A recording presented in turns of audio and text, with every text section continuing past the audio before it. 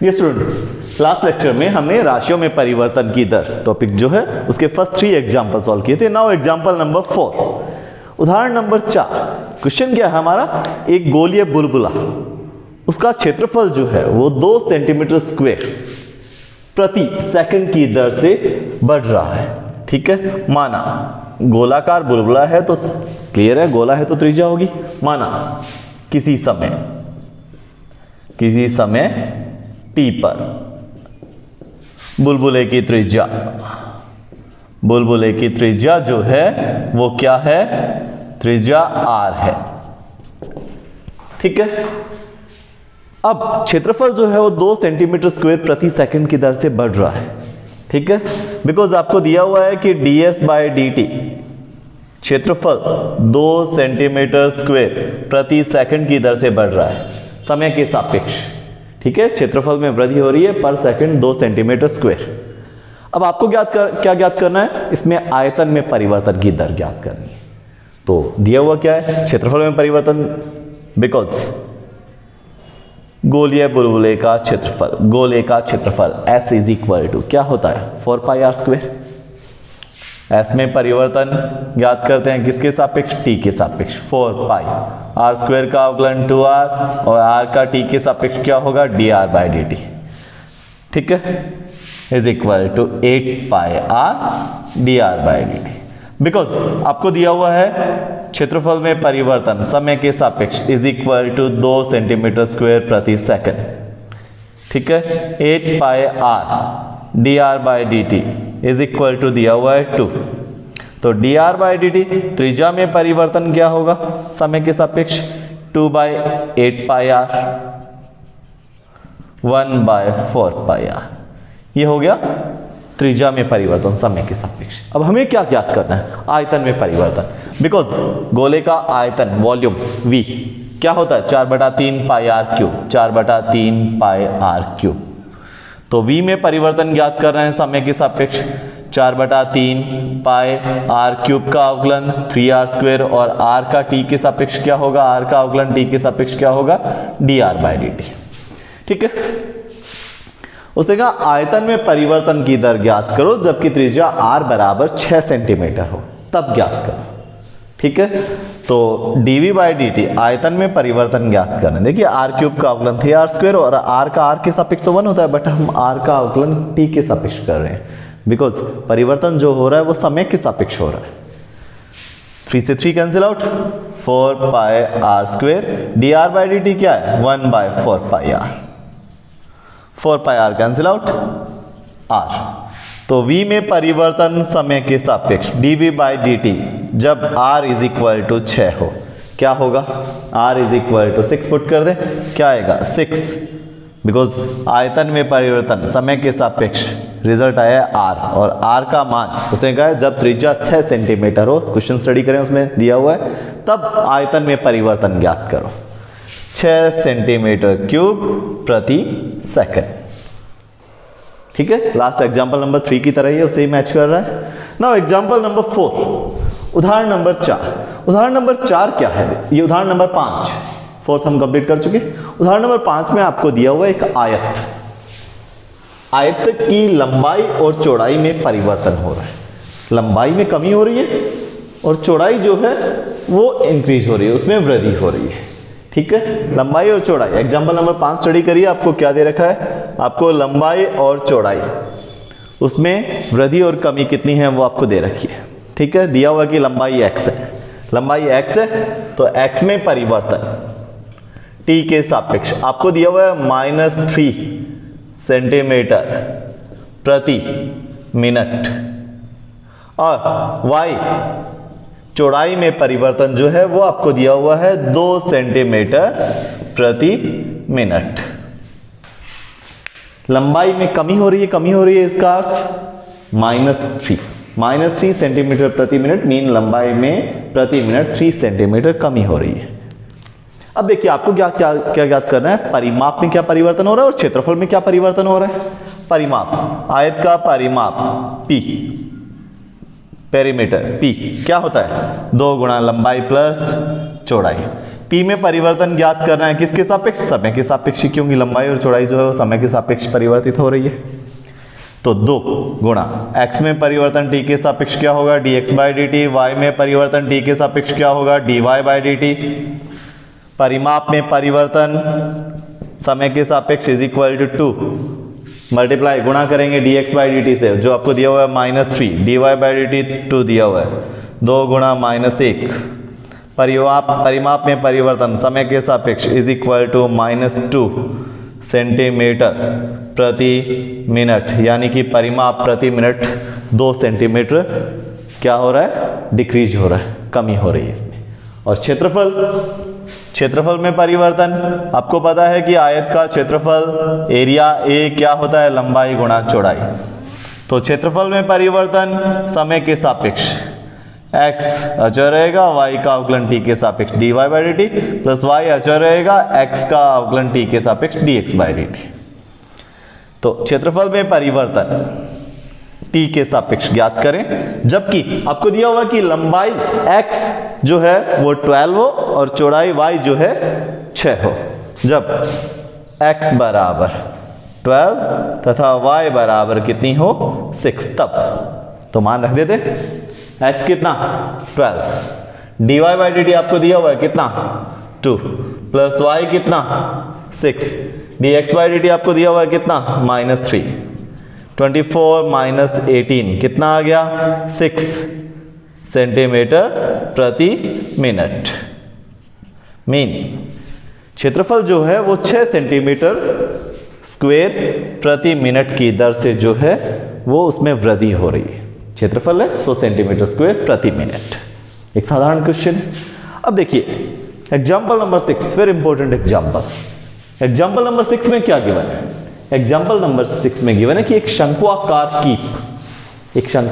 Keep जो है उससे पानी टपक रहा है। पानी टपक रहा है, इसका आयतन जो है उसमें कमी हो रही है, वॉल्यूम में कमी हो रही है। ठीक है, शंकु का आयतन जो है उसमें कमी हो रही है। ठीक है, शंक्वाकार कीप, एक शंक्वाकार कीप है। ठीक, इसमें पानी टपक रहा है।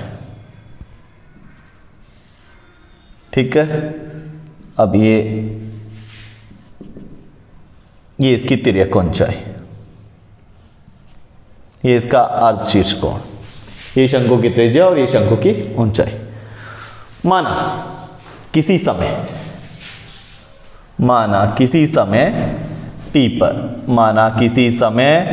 t पर जो शंकु है, शंकु की तिर्यक ऊंचाई जो है वो क्या है, L है। तिर्यक ऊंचाई L क्यों मानी आपने, बिकॉज आपको ज्ञात करना है तिर्यक ऊंचाई में परिवर्तन की दर ज्ञात करो। तिर्यक ऊंचाई में परिवर्तन की दर ज्ञात करो, जबकि आयतन में परिवर्तन की दर आपको दी हुई है। तो तिर्यक ऊंचाई को आपने L मान लिया। माना किसी समय t पर जो शंकु के पानी, ठीक है, कि तिर्यक ऊंचाई जो है वो क्या है, L है। ठीक है, किसी समय t पर पानी के शंकु की, इसे ऐसे लिख सकते हैं, पानी के शंकु की तिर्यक ऊंचाई जो है वो क्या है, L है। मीन पानी यहां तक है इसमें। ठीक है, पानी का जो शंकु बना हुआ है उसकी तिर्यक ऊंचाई हमने मान ली L। अब आपको दिया हुआ क्या है, बिकॉज आपको दिया हुआ है कि आयतन में परिवर्तन समय के सापेक्ष आपको दिया हुआ है। कैसे दिया हुआ है, कहां दिया हुआ है कि आयतन, उसने कहा 4 सेंटीमीटर क्यूब प्रति मिनट की दर से पानी टपक रहा है। मीन प्रति मिनट 4 सेंटीमीटर क्यूब पानी कम हो रहा है, मीन आयतन कम हो रहा है। तो आयतन जो है वो नेगेटिव होगा, 4 सेंटीमीटर क्यूब प्रति मिनट। आयतन में कमी हो रही है, आयतन में 4 सेंटीमीटर क्यूब प्रति मिनट जो है वो क्या हो रही है, कमी हो रही है। तो अब क्या करें, dv बाई डी टी आपको दिया हुआ है, बिकॉज आपको पता है v शंकु का वॉल्यूम क्या होता है, 1/3 पाई r स्क्वायर h। इसमें r और h दोनों यूज होती है, जबकि हमें दिया हुआ है L। तो हम r और h मीन OE और OP को L के फॉर्म में फाइंड कर लेते हैं। ठीक है, L के फॉर्म में, जबकि आपको दिया हुआ है शंकु का अर्ध शीर्ष कोण जो है वो 60 डिग्री है। तो इस त्रिभुज में देखिए आपका जो त्रिभुज दिया हुआ है OPE, त्रिभुज OPE में साइन 60 बराबर क्या होगा OE बाय PE।